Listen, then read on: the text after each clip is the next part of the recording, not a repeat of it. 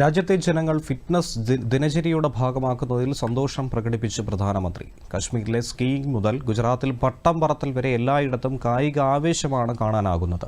Bastar Olympics ഉൾപ്പെടെ കായിക രംഗത്തെ പുതിയ അവസരങ്ങൾ രാജ്യത്തെ യുവാക്കൾക്ക് പ്രചോദനമാണെന്നും പ്രധാനമന്ത്രി മൻ കി ബാത്തിൽ പറഞ്ഞു.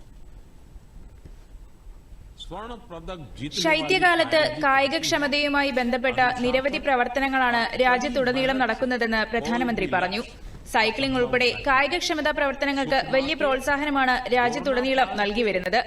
ബസ്തർ ഒളിമ്പിക്സ് യാഥാർത്ഥ്യമായത് ഏറെ സന്തോഷം പകരുന്നുവെന്നും പ്രധാനമന്ത്രി പറഞ്ഞു. 7 ജില്ലകളിൽ നിന്നായി 1,65,000 കളിക്കാർ ആദ്യമായി ബസ്തർ ഒളിമ്പിക്സിൽ പങ്കെടുത്തു. ഇത് രാജ്യത്തെ യുവാക്കളുടെ നിശ്ചയദാർഢ്യത്തിന്റെ കഥയാണ്.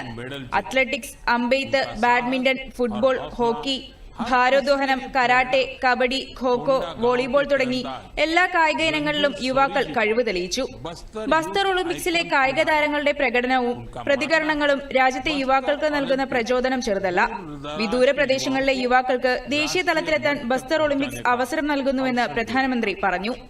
साथियों, बस्तर ओलंपिक केवल एक खेल आयोजन नहीं है, यह एक ऐसा मंच है जहां विकास और खेल का संगम हो रहा है, जहां हमारे युवा अपनी प्रतिभा को निखार रहे हैं और एक नए भारत का निर्माण कर रहे हैं.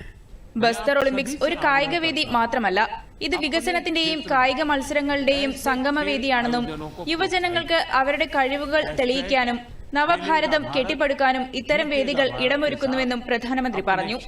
സ്പോർട്സ് ശാരീരിക വളർച്ചയിലേക്ക് നയിക്കുക മാത്രമല്ല, സ്പോർട്സ്മാൻ സ്പിരിറ്റിലൂടെ സമൂഹത്തെ ബന്ധിപ്പിക്കുന്നതിനുള്ള ശക്തമായ മാധ്യമം കൂടിയാണെന്നും പ്രധാനമന്ത്രി ഓർമ്മിപ്പിച്ചു.